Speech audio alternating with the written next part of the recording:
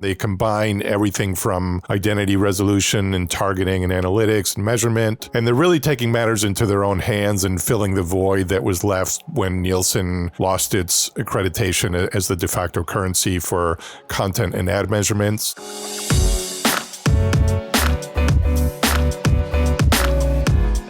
Hey gang, it's Tuesday, April 5th now. Andrew, Paul, and listeners, welcome to the Behind the Numbers Daily, an eMarketer podcast made possible by mParticle. I'm Marcus, and today I'm joined by the same two gentlemen who joined me in yesterday's episode. As we continue our conversation, we have with us our principal analyst on the retail and e-commerce team. It's Andrew Lipsman. Hey, Marcus. Hey, Paul. Hey, chap. And finally, there's two of them. What's wrong with me? The other person we have is Paul Werner, who is our principal analyst who heads up our advertising and media practice. It was an honor yesterday, and it's an honor today. The fun continues. Today's fact. It takes a drop of water. Well, how long do you think it takes a drop of water, guys, to travel the entire Mississippi River? Mississippi River, for people like me who didn't realize it was this big, is 2,340 miles. It's the third largest watershed in the world. And it goes all the way from Minnesota in the north. I didn't realize it went that far. St. Paul. To Louisiana in the south. Oh, okay. It opens up into the Gulf, so yeah. Yep, through Louisiana in the south and out into the Gulf of Mexico. How long do you think it takes a droplet of water to run its entire length? 4 days. Paul? I guess it would have to depend on the speed of the current, which probably varies, but on average, I'm going to guess it takes what it would take to travel that distance by horse, which would be By horse? 5.5 days. How long does it take to travel that by horse? No, 6.5 days. Okay, 6.5 days to travel it by horse. Yeah. How fast is this horse? Well, it has to rest, but it's very fast. Okay. Yeah. It covers a lot of distance in a day. Way more thought than I was expecting, Paul, but you're both horribly wrong. It takes 3 months. It takes 90 days, apparently, for a droplet of water. Who measured this? It's probably 6 days. 4 to 6 days is the new time. It's actually 90, according to expert people who don't ride horses. How do you tell which one your drop is when you drop it in there? Like, you can't distinguish it. Yeah. So they have no idea what they're talking about. They've clearly never ridden on horseback from St. Paul to New Orleans. Paul, how are you spending your free time? Well, clearly not doing math, because I think, come to think of it, 6.5 days would put a lot of strain on that poor animal. So no. Yeah. That was my main concern. So really, bottom line, I have no idea what I'm talking about, which I think has been obvious to listeners of this podcast since we started it. On that note, if you do want to keep listening to Paul, myself, and Andrew, today's real topic, Seattle, not Silicon Valley, the future of digital advertising, a part 2.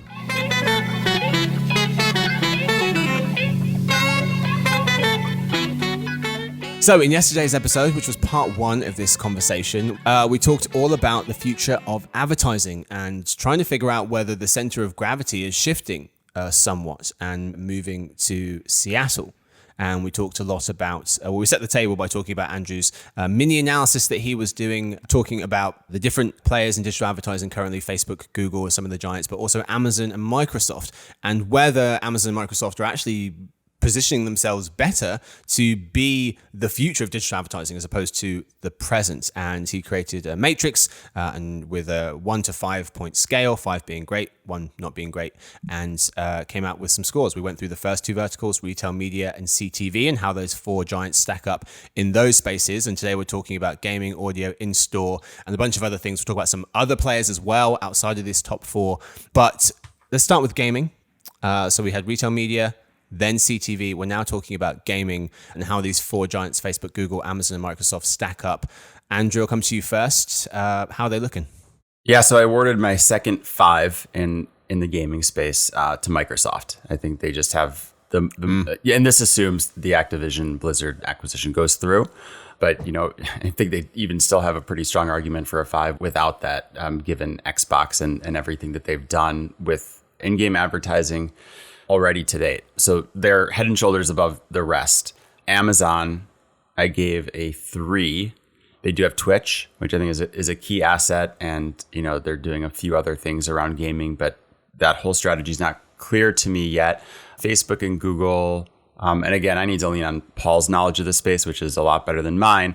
I gave them both 2s. They're in the space. They have some gaming things. Maybe they deserve 3s. Maybe they have a bit more traction than I'm giving them credit for, but they don't, have full-fledged video game systems and content like Microsoft does. Mm-hmm. Paul, what do you think? Well, I think gaming is a moving target because first, the Microsoft acquisition of Activision Blizzard is pending review. So yes, assuming it goes through, and even if it doesn't, I agree with Andrew about their legacy role in that space, starting with Xbox. And, they've had in-game monetization tech for a very long time. I think with Facebook and Google, they actually have been, especially Facebook, particularly exposed by Apple's privacy changes, which impact game apps and monetization. So I think, where they are today is actually probably in a lower place than they were 8 months ago or a year ago. And it remains to be seen how that change is going to continue to play out. I think Google has maybe more protection because they have their own operating system. So what they do in terms of cookie deprecation and mobile ID deprecation is not going to obviously affect them negatively. And yeah, I think Amazon has strengths when it comes to Twitch and they have the ability to grow this business. But I think they've also fallen short in terms of like their own game development. So it's still a little bit of a question mark, but definitely Microsoft at the top. And I think where the others net out is, I generally agree, but I think if we have this conversation 6 months from now, we might be placing them a little bit differently. Mm-hmm. And can I also put a big asterisk on Facebook, or maybe I should call them Meta here? While in the current way that we're thinking about gaming, I think they're maybe a bit more laggard than the others, but they're putting a ton of R&D into the metaverse, which I've often thought we're just getting ahead of ourselves.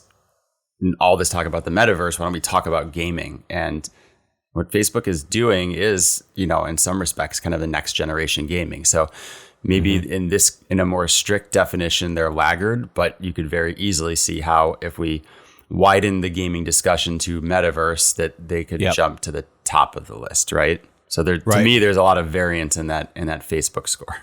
Absolutely. Okay, so that's gaming. We've got, retail media and CTV were first. Andrew's weighted these as well, so it's 30% for each of those. Gaming had 20%. And then the final 2 pillars here, audio and in-store, which we'll talk about, each have 10%. So it's less significant than the others, but still worth talking about. Andrew, how did these 4 players do on your scale when it came to audio? So nobody's really jumping out ahead of the curve. I guess that to me is kind of Spotify's game. So Spotify is the kind of other key player in this emergence of digital audio.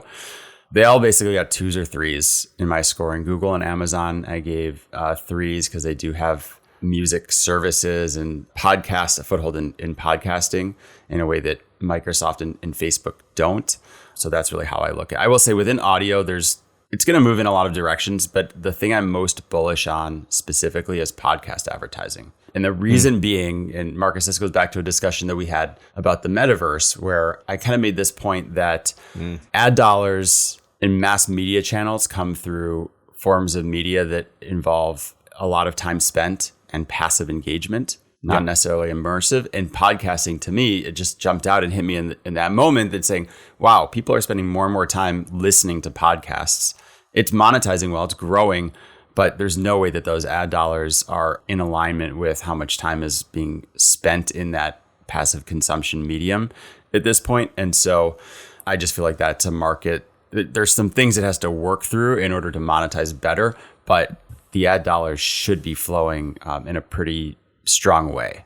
And Google and Amazon, at least, I think, are trying to position themselves for that future. Paul, what jumps out to you for this scoring for audio? So I would put Google further up here, only because I think one of their strengths, and it's often masked by the fact that they're a video platform, is audio. I mean, if you look at the very top performing videos on YouTube ever, I think 19 out of 20 of them are music videos. So there's obviously audio there. There's a lot of podcasting going on YouTube that, again, just technically you have to create a video file to upload to YouTube. So it goes into this sort of video world, but they're a key player in audio, music discovery, and have been for a long time. That said, I do think that Amazon is connecting those dots. Again, back to what I said in yesterday's episode, connecting the dots across the board, but specifically within audio between podcasting and music. And yeah, I agree with Andrew also that Spotify is the key player in this space. So, I think to really have a full measure of who ranks where, it would be interesting to expand this analysis to companies like Spotify. And yeah, I think Facebook is definitely further behind, and so is Microsoft. All right, so that's retail media, CTV, gaming, and audio. Next and final stop on this matrix, at least, in-store. Andrew, how do these players shake out? Yeah, so I'm using kind of our digital out-of-home numbers, of which in-store media is going to become a much more prominent piece in the coming years. So that's how I'm thinking about the space. I gave Amazon and Microsoft both 4s. I gave Google 2 and Facebook 1. So what am I thinking here? Amazon, well, Marcus, we just did a podcast episode on this, right? We know that they're expanding their Amazon Fresh footprint. They're bringing digital ads into the store. There's been a lot of reports about different forms that those ads are going to take into the store. I see them being a really key player here. I give them a 4. Yeah. It's still so early days. I can't say anybody is a 5, but I will not be surprised whatsoever if Amazon is very quickly a 5 on that. Microsoft, this is one that flies under the radar. Microsoft has been developing and investing in all sorts of store of the future technologies, digital signage, for things like dynamic pricing. And I think that, they really are looking to build the operating system of the future for physical store environments, with digital media being a key piece of that. So I think they're ones that we really need to start watching in this space a lot more closely. And I think they're very well positioned, and they are absolutely skating to where the puck is going. Mm-hmm. And then Google and Facebook, I think just they're not there yet. And I can see Google moving into supporting some of the in-store media opportunities. And then Facebook, I don't know what their play is or would be in this at all. Mm-hmm. Paul, if you were scoring this, would it look the same? Amazon and Microsoft with 4s. Amazon maybe could be a 5, as Andrew pointed out. Google with 2, Facebook 1.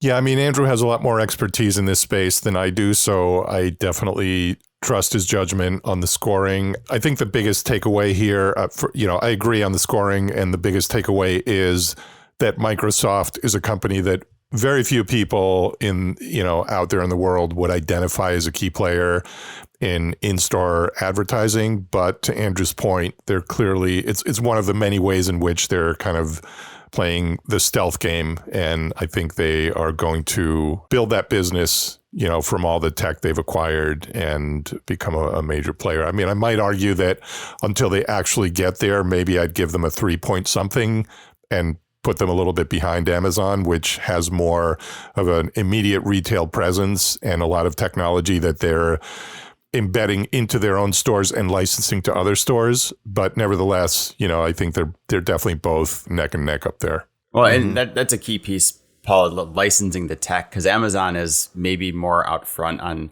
the development of some of that in-store tech, but from everything I've heard, they have not gotten traction being able to license it to other retailers because nobody wants to give their data over to Amazon. Microsoft has the same resources to bring to bear to license that store tech, and I think retailers are much more comfortable playing ball with Microsoft in that capacity. So, you could see where that can be a real advantage for Microsoft as store digitization emerges as more of a trend. Mm-hmm. All right, so that's all the categories we have here. But Andrew, a quick word from you. You want to talk about search and social as 2 big buckets, which we didn't really cover, but a quick word on your thoughts on those and how they kind of fit into this. Yeah, well, we're talking about a lot of emerging areas, some of them bigger than others, right? Retail media and CTV are substantial ad markets now, but still nowhere near what search and social are today. So, even very modest growth numbers in search and social add up to huge pools of new digital ad spending. So I want to acknowledge the reality that if you're just talking about sheer magnitude of spending, at least in the near term, you have to put search and social at the center of that conversation. And we all know how well positioned both Facebook and Google are in both of those.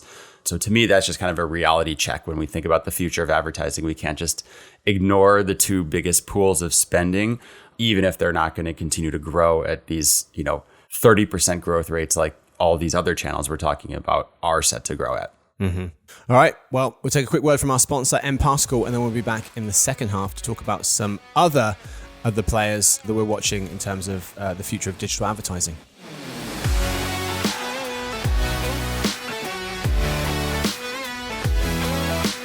At the end of the day, your customer has to be at the center of everything you do. This starts with the right customer data strategy, as well as the right foundation to solve the challenges that typically inhibit success, such as data quality, data governance, and connectivity.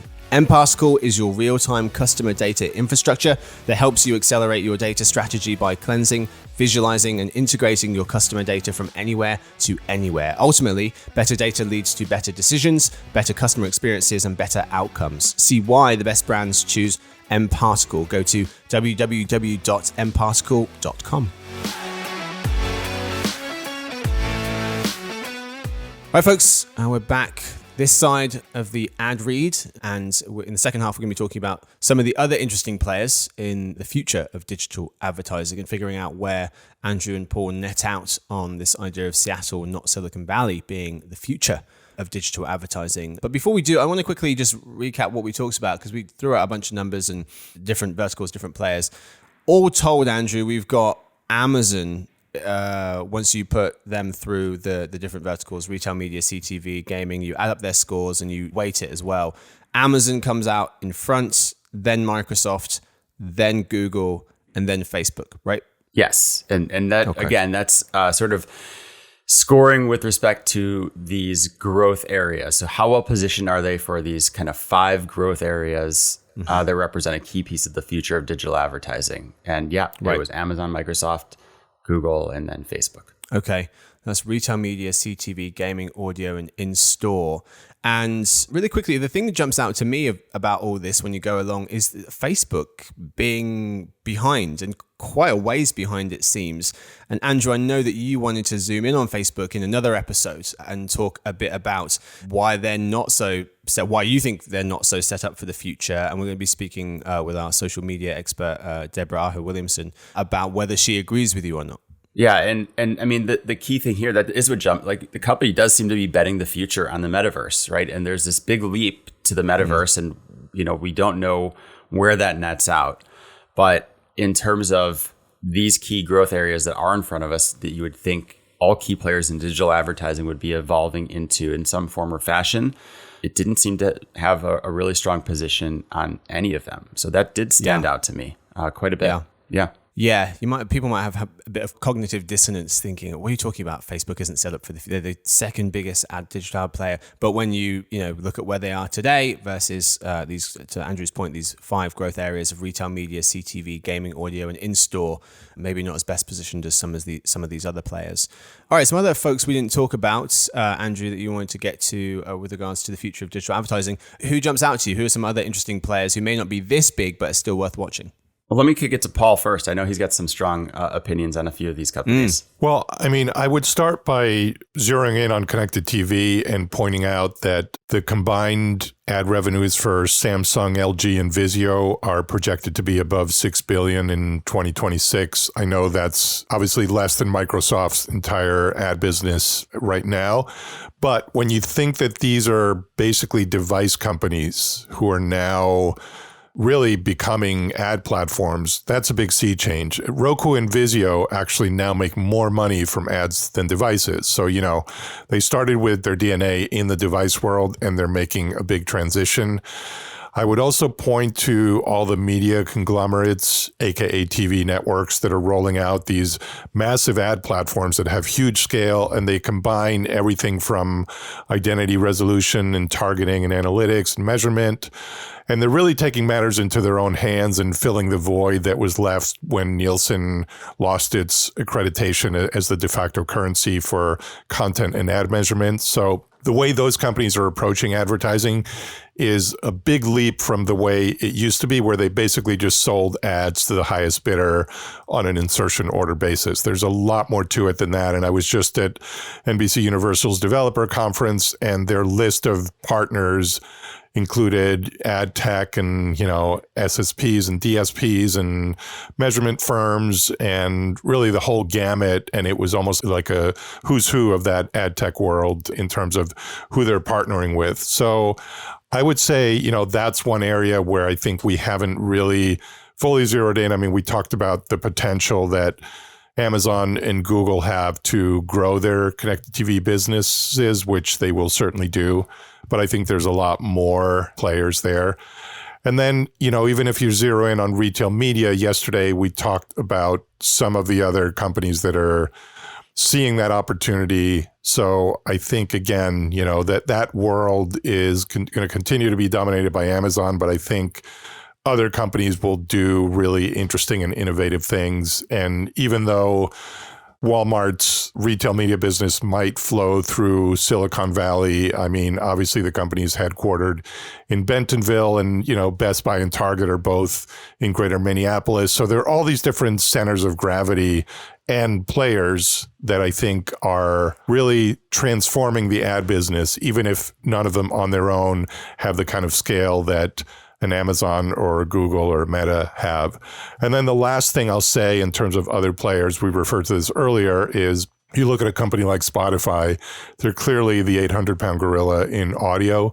So to the extent, I mean, there's never going to be as much money in audio as there's going to be in video or social or retail, but it's definitely a big business for them and one that's going to grow, and one where I think there's going to be more connecting of dots between audio and the programmatic tech stack, and between, within audio, between music and podcasting, and potentially also, filtering over to video as well. Yep. I mean, Paul, just to play off a couple of his points, the Spotify one is key, because if there is this gap between time spent with podcasting and the monetization, Spotify is the company who can fill that gap. Absolutely. Because they can bring scale. They're concentrating more listening time. They have the technology, the metrics, all the things that's needed to grow podcast advertising.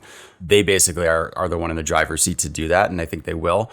So they're a big piece of that equation. Mm-hmm. Walmart Connect, when we think across the 5 pillars we were just looking at, retail media, they're the number 2 player really after Amazon. Connected TV, through their partnership with The Trade Desk, they're going to benefit from that growth area.